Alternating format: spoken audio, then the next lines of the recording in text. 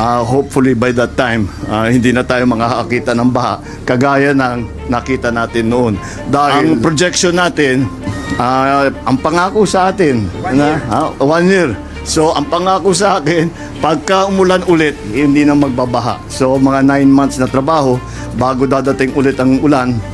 Hopefully by that time, hindi na tayo makakakita ng baha kagaya ng nakita natin noon. Dahil lahat ng nakaharang, lahat ng parado na labasan ng tubig ay yun ang lilinisin at hindi na mababara. Sa mga senador dyan na nagsasabi na tigilan na lang natin yung flood control, wag na natin pakialaman.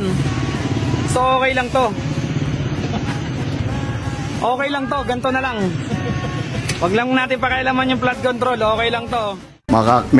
May dadaanan na yung tubig palabas. Kaya yan ang project natin.